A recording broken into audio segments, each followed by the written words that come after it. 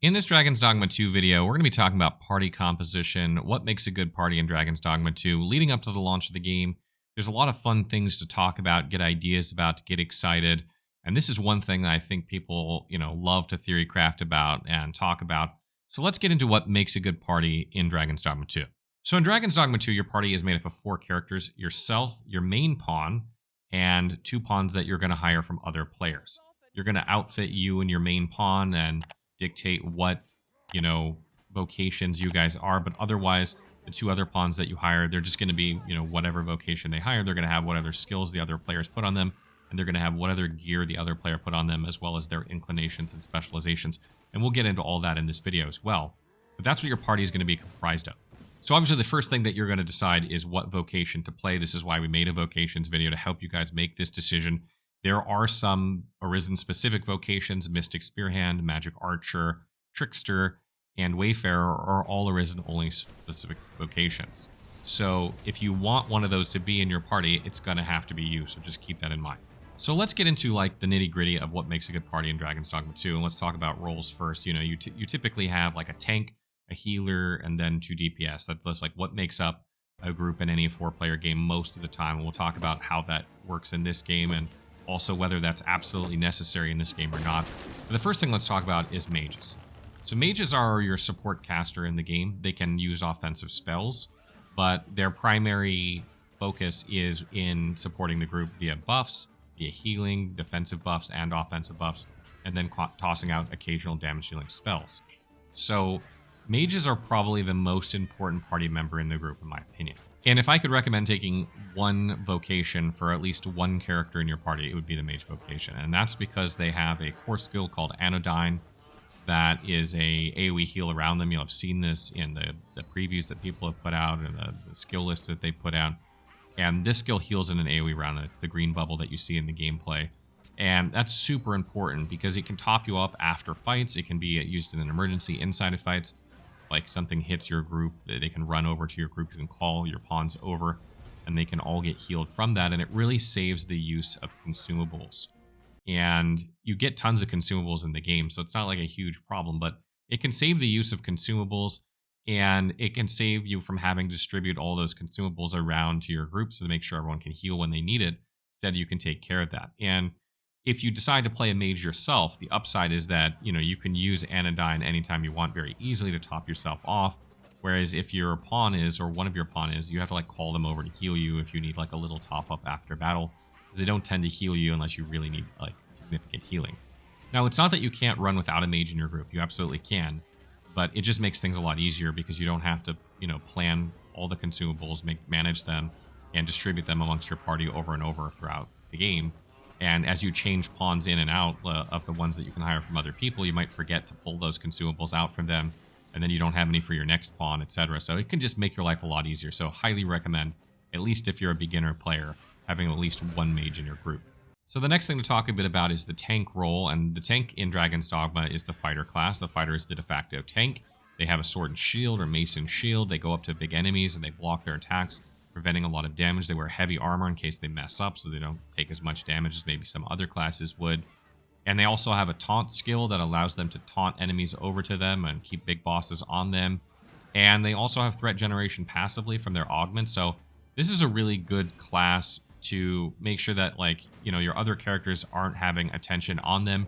But in my opinion, it's not as much of a must-have as something like a mage. The reason I say that is if you don't have a tank or a fighter that's taunting the boss in the group, and you're playing any sort of DPS role, any vocation that's just focused on dealing damage, which a lot of players love to play in this game, the boss is basically going to be on you because you're going to outperform pawns a lot of the time in terms of damage once you get good enough at your vocation, and they're going to come after you. And what's good about that is that you can learn boss mechanics or enemy mechanics, so you can learn how to avoid their attacks, read their attack patterns, etc., and avoid damage a lot more easily than a pawn is going to do. So it's a bit more tricky to do it without a tank because, the tank can sit there and block attacks and doesn't actually have to avoid attacks. But if you do learn the mechanics of the game, then you can play easily without a tank. And in my opinion, that's definitely doable for the vast majority of players. And I would say that a tank is not absolutely a must-have in Dragon's Dogma 2. But, a mage is probably closer to a must-have.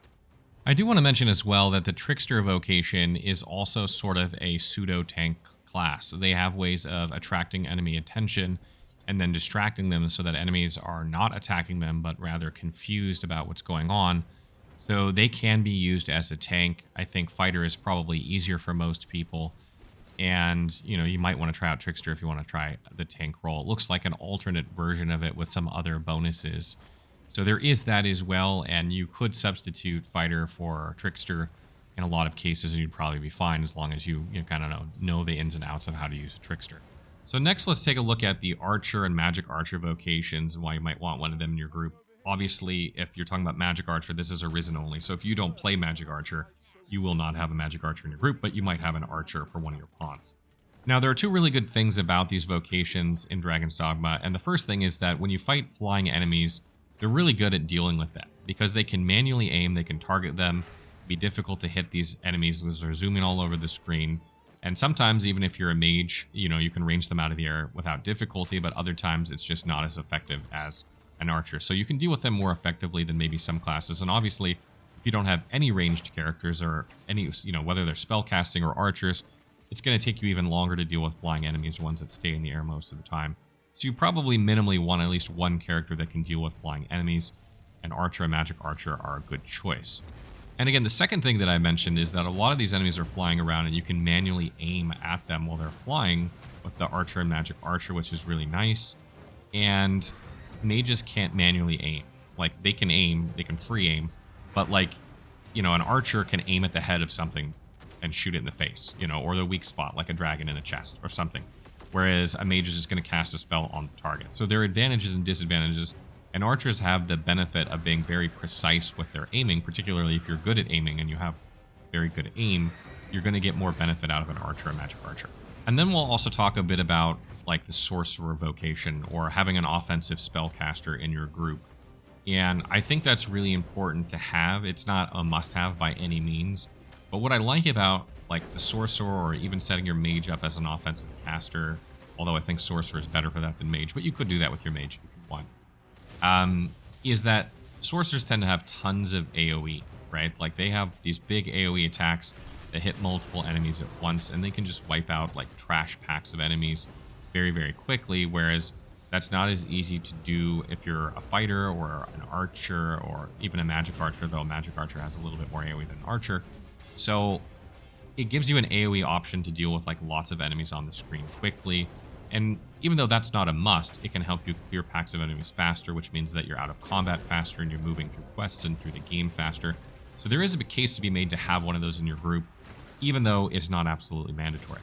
So this kind of leads me to what my ideal party setup is. It would be a fighter, an archer, a magic archer, a mage, and then probably a sorcerer in the group because you cover all those things at once. But you don't have to do it that way, and you could sub out the sorcerer for a warrior if you want. Or you can take the fighter out and put a warrior in and just deal with the aggro of certain enemies yourself as a DPS character, which is also fine. So in Dragon's Dogma, there isn't a perfect party setup, but if there was one that I thought was more ideal than others, I think it's the one I mentioned of fighter, archer, magic archer, sorcerer, and mage. That's a pretty good setup in my opinion. Now, the thing that I absolutely love about this game is something that reminds me of Final Fantasy 1 for some reason. I don't know why it does, but you could theoretically put 4 fighters or 4 mages or 4 archers, and you can still make it through the game with that setup if you're geared right, you understand the mechanics of the game, and in some cases, that might even outperform, the setup that I recommended, simply because you have so much damage that you can just burst down enemies, or maybe you have so much survivability that nobody ever goes down or takes damage. You can go with whatever you want in this game, and you'll still be fine as long as you know the mechanics and stuff like that. But I will say one of the things that can be rather tricky and something that you should keep in mind is that as you level up, the pawns that you hired from other people don't level up with you. So you're going to have to keep, getting rid of them and getting new ones and getting rid of them and getting new ones. And if you have certain classes for them that you like, you can go into the Rift and grab them and pull new of the same classes. But, if you ever decide to change your vocation, for instance, or your main pawn's vocation, then you might have to hire different pawns to fill in the gaps that are created by those. So keep that in mind when you're changing your vocation, because you will change your vocation from time to time, particularly because you might want to experiment with something new. Maybe you're an archer and you want to try magic archer and see if you like it better. Or maybe you just want to pick up some of the augments of the other vocations and then go back to whatever vocation you were playing before. You will try out other vocations, and you will have to adjust your party composition if you want, good synergies and, an optimum party makeup. You'll have to adjust it based on what your current vocations are. So that wraps up our video on party composition and like what vocations you might want to use in your party. This is kind of a tangent from our vocations video. It's kind of talking about the vocations in a little bit different way and how they synergize and work together in combat. So I hope you guys have found this information. It'll give you something to think about when you're thinking of what party do you want to be. If you know what vocation you want to be, what's your main pawn going to be? If you know what you and your main pawn are going to be, what are the other pawns that you're going to hire going to be? This sort of thing. And, it just gives you a little bit of information that you can kind of start thinking with it as you get, more and more hyped for Dragon's Dogma 2. So let me know what party setups you guys are going to go with. Are you going to go like 4 fighters or 4 archers or something like that? Crazy 4 sorcerers? I know people out there are just going to do this and it's going to be absolutely meme-worthy. Let me know in the comments below.